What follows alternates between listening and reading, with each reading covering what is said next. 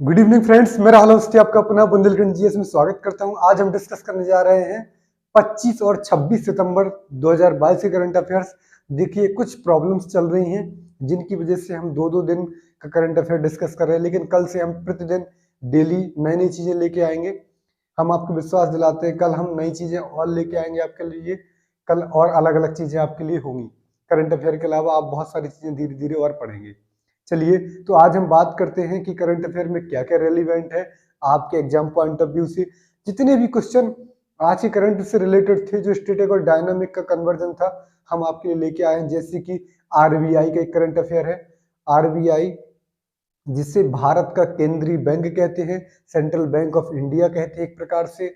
यह भारत का मुख्य बैंक है, जो कि भारत के जितने भी बैंक है ना उनको पैसा देता है, या विदेश से आने वाले जो चीजें हैं ना उन पे कंट्रोल करता है। इसके अलावा मॉनेटरी पॉलिसी जो 2016 में उर्जित पटेल ने बनाई थी, एक उर्जित पटेल की कमेटी थी, उन्होंने मॉनेटरी पॉलिसी बनाई थी, जिसमें मॉनेटरी पॉलिसी का काम क्या था कि रेपो रेट या रिवर्स रेपो रेट, मतलब बैंक दर या बैंक दर के अलावा इकोनॉमी में आप सब पढ़ेंगे या जो लोग जानते होंगे कि बहुत सारी चीजें होती है।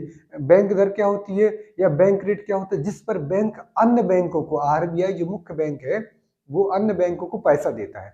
भाई, आप अपने पापा से जैसे पैसे मांगते हैं ना, उसी प्रकार जो मुख्य बैंक है ना, वो सब बैंकों का क्या है, फादर है या पापा है। तो वो पापा से पैसे मांगती हैं, तो पापा एक बैंक रेट पे कि भैया हम दे रहे हैं पैसा, इतना रुपए तुम्हें ब्याज के साथ, जैसे 100 रुपए लिए तो बाद में आपको, जैसे अभी बैंक रेट क्या है 4.25 पैसे है या 4.25% है, तो आपने अगर 100 रुपए लिए तो आपको बैंक को, आरबीआई को कितने लौटाने पड़ेंगे निर्धारित समय के बाद, 104.25 पैसे। इतना रुपए मतलब आपको लौटाना पड़ेगा, 104 रुपये अलग और 4 रुपए मतलब उसके साथ अलग जो ब्याज में। तो ये कह रहा था बैंक रेट। अब बैंक, कभी आरबीआई को भी जरूरत पड़ेगी, कभी पापा को भी जरूरत पड़ेगी, तो आरबीआई ने अन्य बैंकों से उधार पैसा लिया, उसे रिवर्स रेपो रेट कहते हैं। तो इस प्रकार की जो टेक्निक्स है ना, या जो पैसा कौन फिक्स करेगा कि इतने परसेंट पे ही हम पैसा लेंगे, तो वो आरबीआई फिक्स करता है। आरबीआई, जो कि आरबीआई एक्ट 1934 के अकॉर्डिंग भारत में बना था, जिसकी स्थापना हुई भारत में। इसके अलावा 1 अप्रैल 1937 को आरबीआई की स्थापना हुई, इसका हेडक्वार्टर बनाया गया। इसके अलावा 4 रीजनल हेडक्वार्टर की और बात चल रही है। आरबीआई जो कि नोट मतलब छापने या मुद्रा को छापने, या मनी जो है ना जिसको हम गांधी जी बोलते हैं, इनको इनको बनाने, प्रिंटिंग करने के लिए काम करता है। इसकी 2 ब्रांचें हैं, एक का नाम है देवास जो कि मध्य प्रदेश में, एक है आपका नासिक महाराष्ट्र में। वहां पर पैसे छापे जाते हैं। यहाँ तक किसी को दिक्कत, आरबीआई, इसको हिल्टन यंग कमीशन आया था 1926 में, उसके अकॉर्डिंग इसको बनाया गया था। तो याद रखेंगे, जितने भी क्वेश्चन इस पे बन सकते हैं ना, हम सारे क्वेश्चन लेके आए हैं। इसके अलावा भारतीय महिला क्रिकेटर है, एक का नाम है झूलन गोस्वामी। झूलन गोस्वामी सबसे लंबे समय से, लगभग 24-25 साल से खेल रही हैं क्रिकेट। तो झूलन गोस्वामी, झूलन गोस्वामी को बहुत तेज रफ्तार के लिए जाना जाता है। इनकी जो गेंदबाजी की स्पीड कितनी है, 120 किलोमीटर प्रति घंटे की रफ्तार से। विश्व क्रिकेट में या वर्ल्ड क्रिकेट में ऐसी पहली महिला क्रिकेटर है जिनकी सबसे ज्यादा विकेट है। याद रखेंगे, झूलन गोस्वामी ने अब क्या कर लिया, संन्यास ले लिया। भारतीय महिला टीम अभी बहुत अच्छा काम कर रही है। अभी परसों इंग्लैंड को इन्होंने 23 साल बाद सीरीज हरा दी, बहुत बड़ी बात है। वहां दूसरी तरफ भारतीय पुरुष टीम ने कल किसको, ऑस्ट्रेलिया को एक सीरीज 2-1 से हरा दी है, T20 सीरीज। यहां तक कोई दिक्कत। इसके अलावा रोहित शर्मा के बारे में बात करेंगे तो रोहित शर्मा विश्व क्रिकेट में T20 में सबसे ज्यादा छक्के लगाने वाले खिलाड़ी बन गए हैं। और इसके अलावा हम बात करेंगे और क्या क्या चीजें हुई हैं। यूनाइटेड नेशन एनवायरनमेंट प्रोग्राम, जैसे संयुक्त राष्ट्र एनवायरनमेंट कार्यक्रम कहा जाता है, इसने एनसीसी के साथ मिलकर जो तट है या जो पॉल्यूशन है ना, उस पॉल्यूशन को, प्लास्टिक पॉल्यूशन, उसको कम करने के लिए बात की है। तो हम एनसीसी के बारे में बात करेंगे, हम यूनेप के बारे में बात करेंगे। चलिए हम बात करते हैं बिना समय गंवाए दोस्तों एक एक टॉपिक की। याद रखिएगा, आप ध्यान से सुनिएगा, बहुत सारे क्वेश्चन आपके ऑटोमेटिकली तैयार हो जाएंगे। आप पेपर उठा के तो देखिए, आपको कितनी चीजें तैयार हो जाएंगी आपको खुद नहीं पता चलेगा। देखते हैं पहला करंट। तो पहला करंट है आरबीआई से संबंधित। तो आरबीआई ने ना, आरबीआई जितने भी बैंक है ना भारत के, उन सबको लाइसेंस भी देता है। उनको कंट्रोल भी करता है, उनको रेगुलेट भी करता है, कोई बैंक फ्रॉड ना कर पाए, कोई कुछ ना कर पाए, उन सब पे भी आरबीआई नजर रखता है। तो आरबीआई जिससे मुख्य बैंक कहते हैं भारत की, उसने अभी रिसेंटली हाल ही में ना एक सहकारी बैंक है जिससे कोऑपरेटिव बैंक कहा जाता है। क्या कहा जाता है? Cooperative bank. Cooperative bank, cooperative bank, इसको ना इसका लाइसेंस रद्द कर दिया क्योंकि ये अपने रूल्स एंड रेगुलेशंस का फॉलो नहीं कर रही थी सही तरीके से। कोऑपरेटिव बैंक ना सोसाइटी के द्वारा बनाया जाता है, सोसाइटी के वेलफेयर के लिए। तो कोऑपरेटिव बैंक को लाइसेंस उसका रद्द कर दिया। तो क्वेश्चन नहीं पूछा जा सकता है किस कोऑपरेटिव बैंक का, तो याद रखेंगे लक्ष्मी कोऑपरेटिव बैंक, लक्ष्मी सहकारी बैंक। लक्ष्मी सहकारी बैंक ने का जो लाइसेंस है ना वो किसने रद्द कर दिया? आरबीआई ने। आरबीआई जिसकी स्थापना 1 अप्रैल 1935 को हुई थी, आरबीआई एक्ट 1934 के अंतर्गत। आरबीआई जिस एक्ट पे, जिस अधिनियम के अंतर्गत काम करती है उसे RBI act, reserve bank of India act 1934 कहते हैं। तो आरबीआई एक्ट 1934 के अकॉर्डिंग ये काम करती है। इसकी स्थापना 87 साल पहले हुई थी। याद रखेंगे मिनिस्ट्री ऑफ फाइनेंस या वित्त मंत्रालय के अंतर्गत आरबीआई आती है। बेसिकली भारत सरकार की पूरा स्वामित्व है, पूरा जो ऑनरशिप है किसकी है उस पे आरबीआई पर? किसकी है? भारत सरकार। ये भी क्वेश्चन पूछा जा चुका है। तो मिनिस्ट्री ऑफ फाइनेंस या गवर्नमेंट ऑफ इंडिया का स्वामित्व है, स्वामित्व बोलेंगे या ऑनरशिप बोलेंगे। ऑनरशिप किसकी है? गवर्नमेंट ऑफ इंडिया या भारत सरकार की। याद रखेंगे जो शशिकांता दास है पूर्व आईएएस हैं, जिस समय कौन है? इसके गवर्नर है, गवर्नर, आरबीआई के गवर्नर शशिकांता दास। जितने भी नोट्स देखेंगे आप, नोट में नीचे गवर्नर ऑफ इंडिया लिखा होगा, आरबीआई गवर्नर ऑफ इंडिया, वो शशिकांता दास का नाम लिखा होगा। बिना शशिकांता दास के नाम के या सिग्नेचर के वो नोट वैलिड नहीं है। तो शशिकांता दास मुख्य आदमी है, इनके अंडर में आरबीआई है, ये पैसे का लेन देन करते हैं। तो इसे भारत का केंद्रीय बैंक कहा जाता है या मुख्य बैंक कहा जाता है। याद रखेंगे ये ना राष्ट्रीयकृत या नेशनलाइज हुई थी 1949 में। यानी कितनी बार क्वेश्चन पूछा गया है, कब हुई थी? 1949 में। आरबीआई 1 रुपए के नोट और सिक्कों दोनों को नहीं चलाती। ये जो 1 रुपए का नोट होता है और जो सिक्के होते हैं, जो क्वाइंस होते हैं ना, उनको आरबीआई नहीं बनाती है, उनको गवर्नमेंट ऑफ इंडिया बनाती है, उनको भारत सरकार बनाती है। याद रखेंगे। I am sorry, really sorry, I am really sorry. तो इसका जो हेड क्वार्टर है वो कहाँ है? मुंबई में है।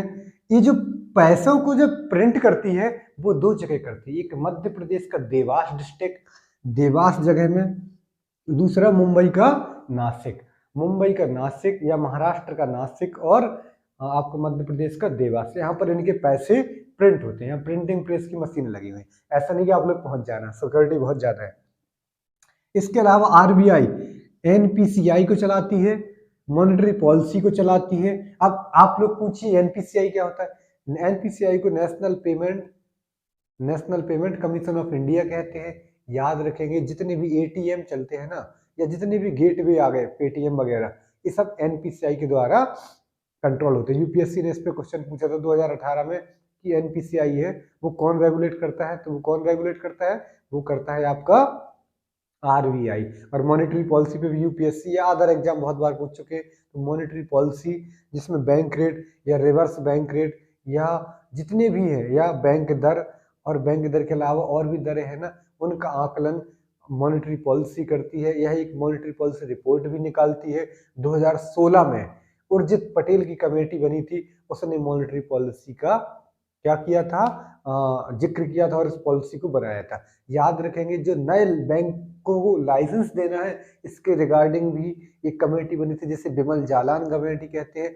इसके अलावा बैंकों के जो पैसे ना बैंकों में आसानी से लिक्विडेशन हो जाए तो उसके लिए नचिकेत मोर कमेटी बनी थी। ऐसी बहुत सारी कमेटियां बनी है। एक दिन हम किसी दिन बैठ के ना सारी कमेटियों के बारे में बात करेंगे। सी रंगराजन कमेटी बनी, ऐसी बहुत सारी कमेटी बनी है। ये सब बैंक से संबंधित है। याद रखेंगे उर्जित पटेल मॉनेटरी पॉलिसी से संबंधित है।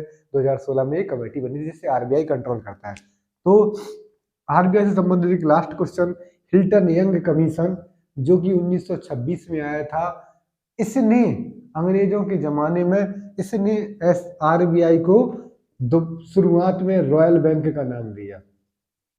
तो याद रखेंगे कि आरबीआई की स्थापना कई बार ये भी पूछा जाता है किस कमीशन के द्वारा की गई थी, तो Hilton young commission. Hilton young commission. अब हम दोबारा से जानते हैं, एक बार फिर से रिवाइंड कर लीजिए, बहुत महत्वपूर्ण है। आरबीआई ने क्या किया, आरबीआई ने डिस्ट्रिक्ट कोऑपरेटिव बैंक जिसका नाम है लक्ष्मी सहकारी बैंक, इसको लाइसेंस इसका रद्द कर दिया। आरबीआई की स्थापना आरबीआई एक्ट 1934 के अंतर्गत 1 अप्रैल 1935 में हुई। आरबीआई का नेशनलाइजेशन या राष्ट्रीयकरण 1949 में हुआ। आरबीआई जिससे गवर्नर शशिकांता दास है। आरबीआई जिसका हेडक्वार्टर मुंबई में है। आरबीआई जिसकी प्रिंटिंग प्रेस कहाँ है, देवास में, और कहाँ पर है दूसरा वाला, नासिक में है। इसके अलावा आरबीआई 100, 500, 1000 इन सबके नोट्स बनाती है, लेकिन 1 रुपए का नोट और सिक्कों को भारत सरकार बनाती है। इसके अलावा आरबीआई हिल्टन यंग कमीशन 1926 के अकॉर्डिंग बनी थी। इसके अलावा और आरबीआई क्या करती है, मॉनेटरी पॉलिसी बनाती है, national payment commission of India gateway बनाती है, और जितने भी बैंक है भारत के उनको लाइसेंस देती है, उनकी लाइसेंस रद्द करती है। इससे बैंकर्स बैंक कहा जाता है, बैंकों का बैंक कहा जाता है। इससे सारी चीजें पूरे जितने बैंक है भारत के उनको ऋण मुहैया कराती है, क्लियर, डेप्ट देती है, और जिस डेप्ट पे देती है उसे बैंक रेट कहा जाता है। इतना याद रखेंगे। चलिए अगली न्यूज के साथ। अगला न्यूज है यूनाइटेड नेशन एनवायरनमेंट प्रोग्राम, जिसके बारे में हम कई बार पिछले करंट अफेयर्स में चर्चा कर चुके हैं, एक बार फिर बात करेंगे। और एनसीसी जिसे नेशनल कैडेट कॉर्प्स कहा जाता है, यह एक यूथ विंग है, या युवा जो कार्य करने वाले स्वयंसेवक बच्चे हैं ना, उनकी एक शाखा है। एनसीसी को आप सब जानते हैं। एनसीसी की स्थापना 1948 में हुई थी, 1948 में स्थापना हुई थी। याद रखेंगे इसमें जो एनसीसी के कैडेट होते हैं वो आर्मी के लिए भी होते हैं, नेवी के लिए भी होते हैं, और किसके लिए, एयरफोर्स के लिए काम करते हैं। ये आपत्ति काल में देश में आने वाली किसी भी समस्या, घरेलू जो समस्याएं होती हैं या इनसाइड द इंडिया जो काम होते हैं उनको करने में बहुत ज्यादा मदद करते हैं।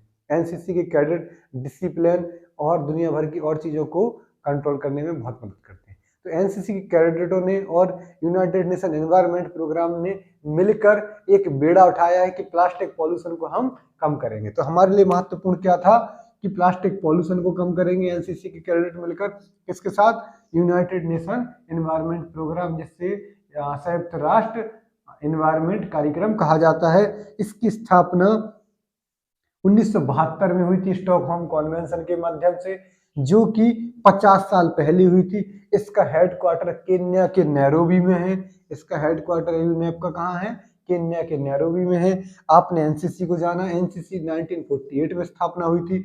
एनसीसी जिसका हेडक्वार्टर नई दिल्ली में है, यह तीनों सेवाओं के लिए, तीनों देश जो आर्मी, एयरफोर्स और नेवी, तीनों के लिए काम करने वाले एक ट्राई सर्विसेज है, जो कि जिसमें सारे देश देश के सारे जो सेना है तीनों मुख्य, उनके बीच में कोऑर्डिनेशन बनाने का काम करती है। याद रखेंगे 1948 में बनाई गई थी, तब से आज तक ये एक्टिव है। चलिए हम बात करते हैं अंत्योदय दिवस के बारे में।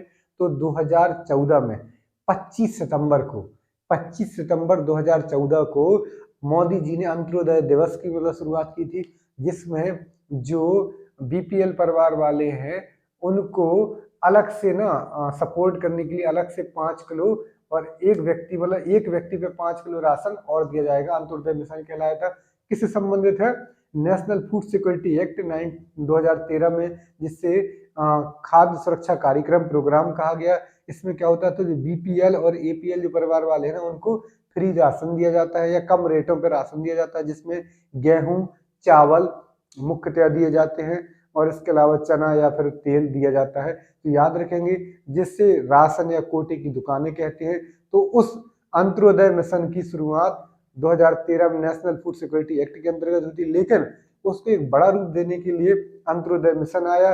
कब आया, 25 सितंबर 2014 में। किसने शुरुआत की थी, नरेंद्र मोदी ने। तो याद रखेंगे 2014 में अंत्योदय मिशन आया, खाद्य सुरक्षा से संबंधित है, नरेंद्र मोदी ने इसकी स्थापना की थी।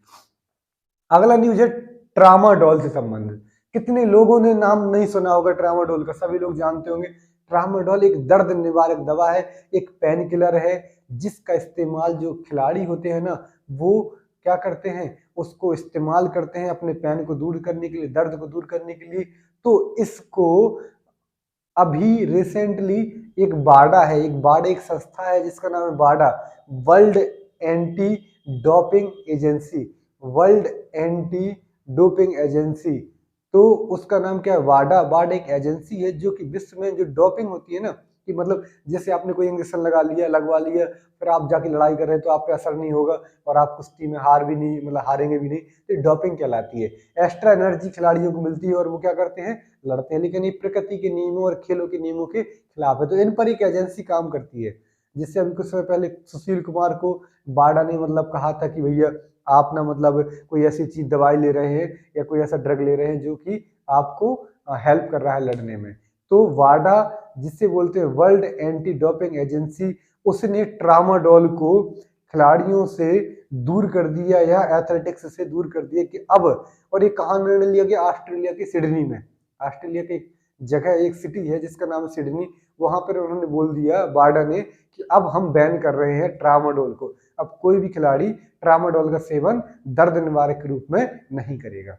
कब, 2023 से बिल्कुल नहीं करेगा, अभी तो फिर भी कर रहे हैं, 2023 से बिल्कुल नहीं करेगा। ट्रामाडोल एक दर्द निवारक दवा है। ऑस्ट्रेलिया के सिडनी में बाडा जिसे वर्ल्ड एंटी डोपिंग एजेंसी कहते हैं, इसने इसको बैन कर दिया है। चलिए अगला न्यूज है 5G सेवाओं से संबंधित। तो 5 जनरेशन, अभी हम 4 जनरेशन का यूज कर रहे हैं, 5 जनरेशन रिलायंस जियो लेके आने वाला है। तो 1 अक्टूबर, अभी जो आने वाला 1 अक्टूबर है, 4-5 दिन बाद, तो 1 अक्टूबर को नरेंद्र मोदी देश भर में, पूरे ऑल ओवर इंडिया में, पैन इंडिया में क्या करेंगे, किसका शुरुआत करने वाले हैं, किसका इनॉग्रेशन करने वाले हैं, 5G योजनाओं का। चलिए याद रखेंगे, 1 अक्टूबर से नरेंद्र मोदी 5G योजनाओं को लॉन्च करेंगे इंडिया में। अगला है फुल आर्म ट्रांसप्लांट से संबंधित। केरला में ना, केरला के कोच्चि में ना एक अमृता हॉस्पिटल है। उन्होंने क्या किया है, आपके दोनों हाथ, एक व्यक्ति था जिसके दोनों हाथ नहीं थे, तो उन्होंने प्लास्टिक की, जो भी आर्टिफिशियल सर्जरी हो रही है आज, उससे क्या किया, दोनों हाथों को दोबारा लगा दिया है। तो फुल आर्म ट्रांसप्लांट कहाँ किया गया भारत में, केरला में किया गया। केरला के कहाँ किया गया, कोच्चि में। और कोच्चि में जो हॉस्पिटल जिसने किया उसका नाम क्या है, अमृता हॉस्पिटल। ये याद रखेंगे, महत्वपूर्ण क्वेश्चन है। तो फुल आर्म ट्रांसप्लांट, दोनों हाथों का ट्रांसप्लांट कहाँ किया, केरला के अमृता हॉस्पिटल में। इसके अलावा झूलन गोस्वामी, जिसे चकदा एक्सप्रेस, झूलन गोस्वामी का जन्म पश्चिमी बंगाल के नाडिया डिस्ट्रिक्ट में हुआ था, नाडिया जिले में हुआ था, जो कि वेस्ट बंगाल में पड़ता है। यह झूलन गोस्वामी भारतीय महिला क्रिकेट टीम की प्लेयर है। याद रखेंगे, झूलन गोस्वामी का एक लंबा कैरियर रहा है। 120 किलोमीटर प्रति घंटा की रफ्तार से गेंदबाजी करती हैं, इसलिए इनको चकदा एक्सप्रेस, आने वाले एग्जाम में सबसे महत्वपूर्ण क्वेश्चन है अभी तक का, ये पूछे जाने की प्रबल संभावना है कि चकदा एक्सप्रेस किसे कहा जाता है। तो याद रखेंगे, चकदा एक्सप्रेस किसको कहा जाता है, झूलन गोस्वामी को। झूलन गोस्वामी ने क्या किया, अभी मैच से रिटायरमेंट ले लिया या संन्यास लेने की घोषणा कर दी है। इनके सबसे ज्यादा विकेट है, 255 विकेट है वनडे में, जो कि एक विश्व रिकॉर्ड है। इनसे ज्यादा विकेट किसी के नहीं वर्ल्ड में।